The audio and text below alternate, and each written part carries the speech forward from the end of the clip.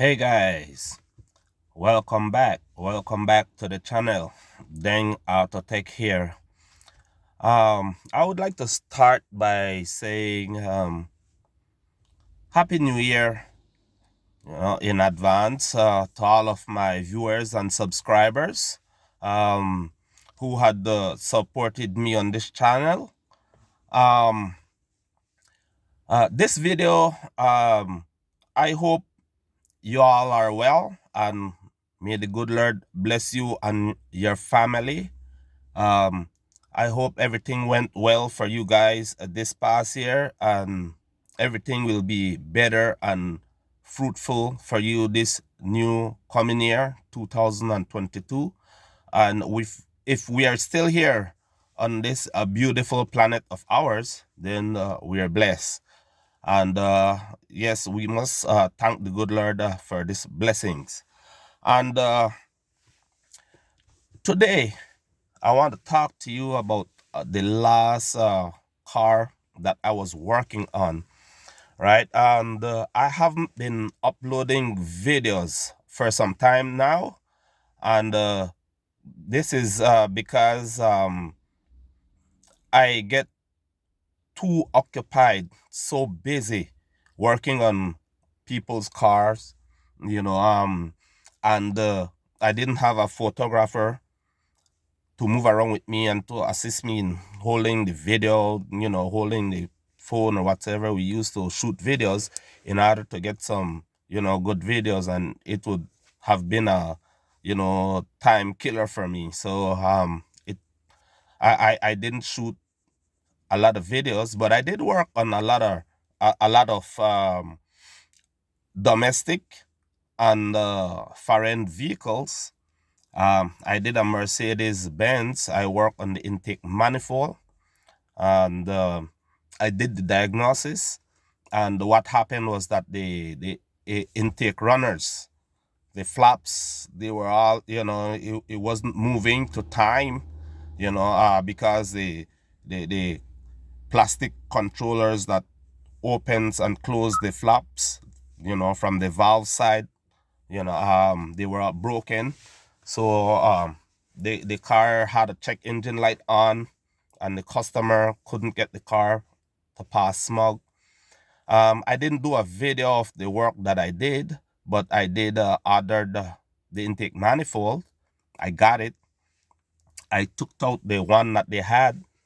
I installed the new one, and I did a few other diagnoses on the car. Took the car for a drive on the freeway and get the car to pass smog. The customer was happy. Um, I also did a lot of suspension work. Um, um, and I did fuel pumps, I did starters, um, you could name it. I did everything. And this last car that I did, I said I was going to make a video in order to um, show you guys that I'm still doing videos, and for you to keep on connecting with me on my channel, because for this new year coming, I want to grow this channel and I want this channel to expand. So as my subscribers and viewers and contacts and friends and members of my association, I would like for you to hit like, hit the notification bell, share this video, subscribe to my channel if you haven't subscribed and you're watching this video, at least to help me to grow this channel, because I'll be coming with some good content that will help you to diagnose your vehicle and fix your car. And that's the best I could do by posting good videos. And these videos that I'll make sure that they are well edited, and it will be cleared and everything. And you will enjoy watching my videos, and they will be of value to you. All right. But the last video that I am talking about is a 2002 Toyota Sequoia. All right. This is a customer of mine that I had been working on this car. I did so many things on this car before, and once the car was overheating, and I just went diagnosed and changed only the radiator cap, because it was the little seal that was in there. It's like a diaphragm. It opens and closes. It opens and closes in order for to pressurize and depressurize the radiator. So that was broken, and as a result of that broken, the car was overheating. I diagnosed. I found out that that was the issue. The customer bought a new one, a new radiator cap. Got it installed, and the problem was gone. So this is the same car that I'm talking about. That I was doing the suspension job for the last video, right? And the customer was complaining about vibration and noise coming from the suspension area when he's driving and so forth. So I diagnosed, and you know, did a visual inspection and everything, and found out that the vibration was coming from the upper control arm and the struts, and it was because the strut that he had on the car, they were aftermarket, but they were not good aftermarket. You could still find some good aftermarket parts, because there are some good parts place that I can name. For example, I'm not endorsing, but you know, you could check out Parts Geek, and also Parts Geek. Um, I have a link in the description where you could log on to Parts Geek and check out their products, and it's easy.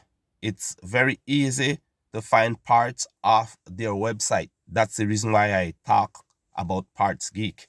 You log on to their website, the portal is right there. You put in the year, you make the model, and you'll see whatever you want. It's very easy. It's even more easier than Amazon to maneuver in order for you to find parts. So I recommend Parts Geek, and you could uh, click in the description below this video in order for you to check them out and see, you know, what it's like, and you make a choice from there. Um, yeah, so the parts were aftermarket, and he ordered the original from the dealer, but the whole strut assembly was too expensive and was gonna kill him with price. So I told him to just get only the struts, and we were gonna attach the coil spring. So he did just that, got the struts, and when he came, I was working on the car, and it's in that video.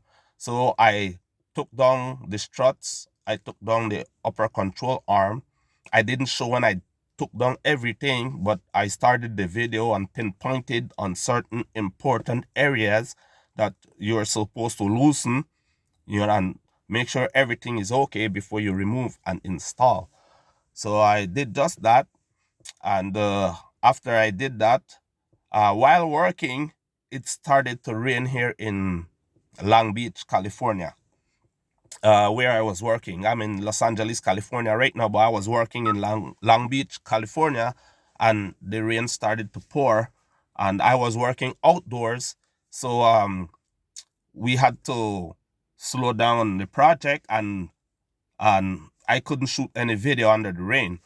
So hence the reason why the video didn't show when I actually took down everything and reinstall the new strut along with the coil spring and the upper control arm. So that's just what we did.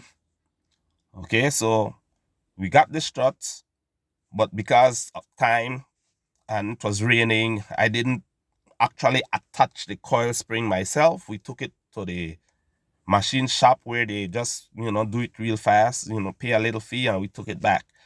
Then I assembled everything. After I assembled everything, we did a test drive. Everything was okay. The noise was gone and so forth. And that was it. Came home. A week after, the customer called me and he was like, "Hey, dang, I'm hearing noise again from the front, but this time I think it's the rack and pinion." So I then told him, "Well, okay, tomorrow, if the weather is okay, because it's still raining here for almost a week, if the weather is okay, I'm gonna go out there and do a diagnosis and let you know what's going on with the car." So I woke up the next day. Weather was nice, beautiful. The sun was out. The good Lord answered our prayers, and I shoot out there, went, got there, jacked the car up, did a visual inspection after, test driving and turning and turning. Yes, I did hear the noise. And the noise was a whining song. Wing, wing, wing, wing. To each time you turn the steering. So took off the wheel and everything, listened to the sound. And based on my diagnosis, it was coming from the ball joint, of the spindle, the ball joint that is attached to the spindle, right? That is connected to the upper control arm on the driver's side of the car. So I explained that to the customer. The ball joint was very loose, and the grease was all gone out of the rubber boot. Right? So that was what was causing the noise, because there were no grease. It was metal to metal. Then you heard that grinding, ring, ring, ring, ring. So I did loosen the spindle from the ball joint on top, the one on bottom that is connected to the lower control arm. I took off the rotor and caliper, and the ABS off the spindle and everything, and took it off, press out the ball joint, and reinstall a new one to the upper control arm. And attach everything, torque everything to spec. The ball joint to the upper control arm was torqued to like 77 foot-pounds. That was the torque spec. The one at the bottom to the lower control arm was like 103 foot-pounds. And the ball joint to the tie rod was like 36 foot-pounds. But everything was torqued to spec and so forth. Right? And I did test drive. I drove the car around, steering, and the noise was all gone. So the car was fixed, and that's the reason why I am posting this video, because I didn't show that part when the car was fixed and the noise was gone, the diagnosis was right, and everything, and I leave the customer happy. He then called back now for me to go and do his other tie rod ends, because he just wants to replace them. All right, and that's gonna be the next video. Thank you for watching. If you like this video, please subscribe. If you're not a subscriber, hit like, hit the notification bell for whenever I posted new videos. Also, please share this video. Thank you for listening to me and being on my team, and look forward for more good videos. Merry Christmas again. Happy New Year. Bye.